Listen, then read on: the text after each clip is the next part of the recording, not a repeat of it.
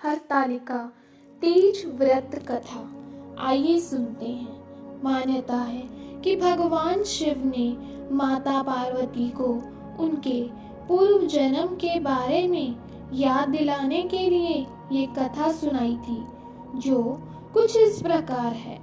भगवान शिव माता पार्वती से कहते हैं, हे पार्वती, तूने मुझे वर के रूप में पाने के लिए घोर तपस्या की थी। तुमने अन्न जल त्याग कर सूखे पत्ते खाए। सर्दी में तुमने लगातार पानी में रहकर तपस्या की। वैशाख की गर्मी में पंचाग्नि और सूर्य के ताप से खुद को तपाया। सावन की मूसलाधार बरसात में तुमने बिना अन्न जल के खुले आसमान तले दिन बिताए। तुम्हारे इस घोर कष्ट वाली तपस्या से तुम्हारे पिता गिरिराज काफी दुखी और बेहद नाराज थे। तुम्हारी इतनी घोर तपस्या और तुम्हारे पिता की नाराजगी को देखकर एक दिन नारद जी तुम्हारे घर आए। तुम्हारे पिता गिरिराज ने जब उनके आने का कारण जानना चाहा तो नारद जी बोले, हे गिरिराज, मैं भगवान विष्णु जी के कहने पर यहाँ आया हूँ। आपकी पुत्री की घोर तपस्या से खुश होकर भगवान विष्णु को उनसे विवाह करने की इच्छा है। इस बारे में मैं आपकी सहमति जानना चाहता हूँ। नारद मुनि की बात सुनकर तुम्हारे पिता अत्यंत खुश होकर बोले, श्रीमान, अगर स्वयं भगवान विष्णु मेरी पुत्री से विवाह करना चाहते हैं तो मुझे कोई आपत्ति नहीं। भगवान विष्णु तो साक्षात ब्रह्मा का रूप है।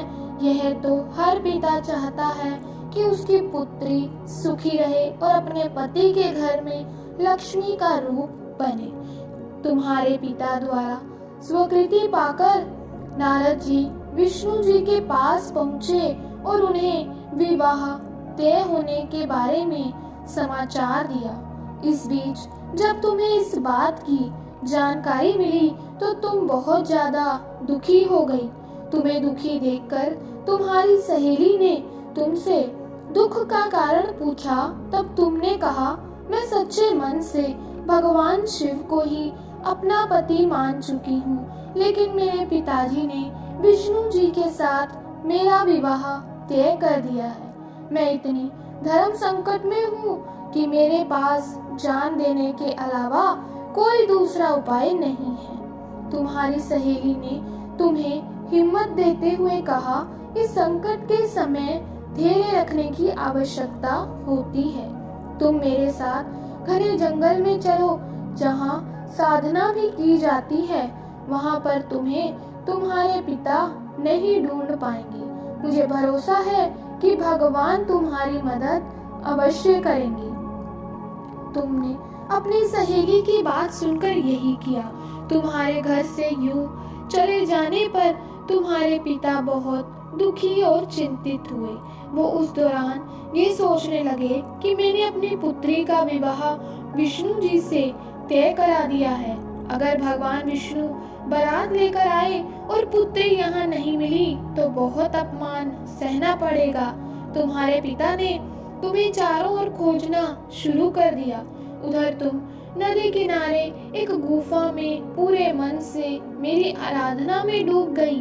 फिर तुमने रेत से एक शिवलिंग बनाई। रात भर तुमने मेरी स्तुति में भजन जागरण किया। तुमने बिना अन्न जल ग्रहण किए मेरा ध्यान किया।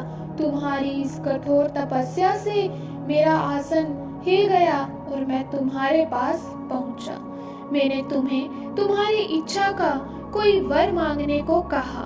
तुमने तब मुझे अपने सामने पाकर कहा कि मैं आपको सच्चे मन से अपना पति मान चुकी हूँ। अगर आप सच में मेरी इस तपस्या से खुश होकर मेरे सामने आए हैं तो मुझे अपनी पत्नी के रूप में अपना लीजिए। मैं तुम्हारी बात सुनकर तथास्तु कहकर कैलाश की ओर चल गया। तुमने प्रातः होते ही पूजा की सारी सामग्री नदी में प्रवाहित करके अपनी सखी के साथ व्रत का वर्ण किया। उसी वक्त तुम्हारे पिता गिरिराज तुम्हें ढूंढते हुए वहां पहुंचे। तुम्हारी हालत देखकर पिता दुखी होकर तुम्हारे इस कठिन तपस्या का कारण पूछने लगे। तुमने अपने पिता को समझाते हुए कहा, पिताजी, मैंने जीवन का ज्यादातर समय कठिन तपस्या करके बिताया है। मेरी इस कठोर तपस्या का केवल एक ही उद्देश्य था, शिव जी को पति के रूप में प्राप्त करना। मैं आज अपनी तपस्या की परीक्षा में खरी उतरी। आपने विष्णु जी से मेरा विवाह करने का निश्चय किया, इसलिए मैं आराध्य की तलाश में घर से दूर हो गई। अब मैं घर आपके साथ एक ही शर्त पर चलूंगी, जब आप महादेव के साथ मेरा विवाह कराने के लिए तैयार होंगे। तुम्हारे पिता ने तुम्हारी इस इच्छा को मान लिया, तुम्हें अपने साथ वापस ले गए। फिर कुछ समय बाद तुम्हारे पिता ने हमारा विधि विधान के साथ विवाह कर दिया। भगवान शिव ने आगे कहा, हे पार्वती, तुमने भाद्रपद की शुक्ल तृतीया को मेरी पूजा करके जो व्रत किया, उसी का फल है जो हमारा विवाह संभव हुआ। इस व्रत का ये महत्व है कि जो भी अविवाहित कन्या इस व्रत को करती है, उसे गुणी, विद्वान और धनवान वर पाने का सौभाग्य मिलता है। वहीं विवाहित स्त्री जब इस व्रत को पूरी विधि से करती है तो सौभाग्यवती होती है और पुत्र और धन सुख प्राप्त करती है। अगर सच्चे मन मेहनत से किसी चीज की इच्छा की जाए तो इच्छा जरूर पूरी होती है।